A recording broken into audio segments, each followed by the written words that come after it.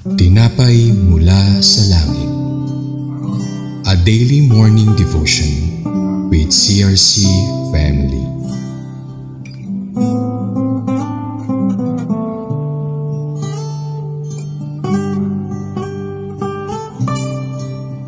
Good morning po mga ka-TMSL, mga masugid na sumusubaybay ng programang Tinapay mula sa Langit. Ito po ang inyong kapatid kay Cristo, Rev Carmen, ang makakasama ninyo ngayong umaga. Tayo po muna ay manalangin. Mapagmahal naming Ama sa Langit, sinasamba ka po namin at pinasasalamatan muli sa isa na namang opportunity to know you more through your words. Samahan niyo po kami, aming Ama. Be in our midst, Lord Jesus, and Holy Spirit, please occupy our hearts and minds. Guide and teach us in Jesus' name. Amen. Ang title ng ating devotion for today ay The Offering to Resolve a Spirit of Jealousy. Basahin po natin ang text sa Numbers chapter 5 verse 15. Then he is to take his wife to the priest. He must also take an offering of a tenth of an ephah of barley flour on her behalf. He must not pour olive oil on it or put incense on it, because it is a grain offering for jealousy, a reminder offering to draw attention to wrongdoing.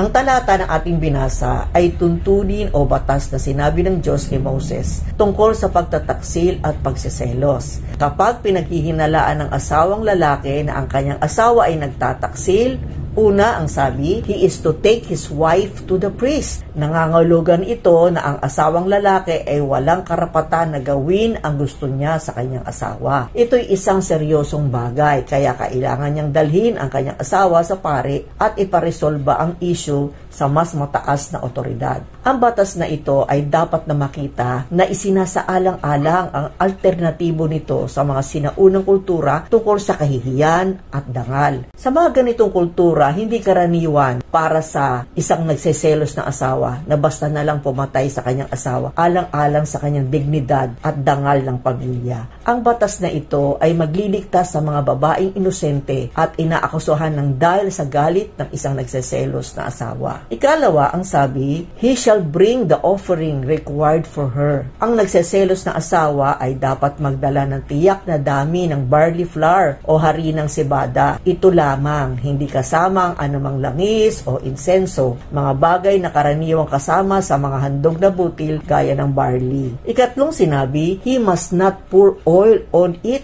and or put incense. Dahil ang oil at incense ay mga bagay na idinadagdag para patamisin ang mga karaniwang handog na butil gaya ng barley. Walang matamis sa handog na ito, sapagkat ito'y handog tungkol sa pagsiselos o paghihinala. Ito'y mapait na handog dahil ang asawang babae ay maaaring mapatunayang nagkasala ng pangangalo niya o ang asawang lalaki ay mapatunayang nagkasala ng walang basihang selos o hinala. Ayon sa Levitico, Kabanata 20, talata 10, kamatayan ang hatol sa mapapatunayang nagkasala ng pangangalo niya. Ikaapat, ang sabi, this is a reminder offering to draw attention to wrongdoing. Hindi lamang ito para ipaalala sa mag-asawa, sa lalaki man o sa babae, kundi sa buong komunidad ang kakilakilabot na kalikasan ng alinman sa pangangalo niya o maling paratang. Sa lumang tipan, isa sa 10 utos ng Diyos ay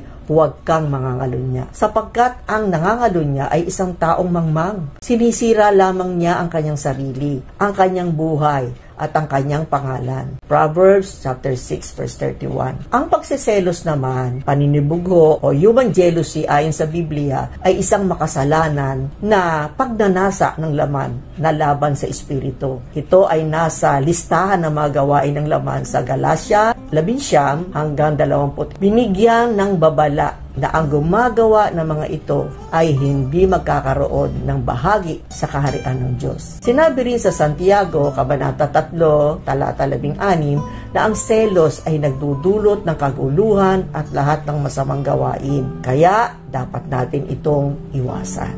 Tayo ay manalangin. Ama naming banal sa langit, salamat po sa talatang nabasa at napagbulay-bulayan namin sa umagang ito tungkol sa mga handog kung paano malulutas ang diwa ng paninibugho. Ama, ang buhay ng aming Panginoong Hesus ay naging handog para sa aming mga kasalanan. Ang dugo niyang dumanak sa krus ng Kalbaryo ay siyang naghugas, naglinis, at nagpalaya sa amin sa pagkakasala. I pray, Father, protect your people, your children, from the spirit of jealousy and from the sin of adultery. Let the marriage be honored by all. Help the husbands and wives to be faithful to each other, for you will punish anyone who is unfaithful in marriage. Idinadalangin din po namin ang aming bansang Pilipinas. Sa iyo po kami umaasa ng tulong, paggabay at pagliligtas sa aming pamahalaan at sa lahat ng mamamayan. Dalangin namin sa makapangyarihang pangalan ni Jesus.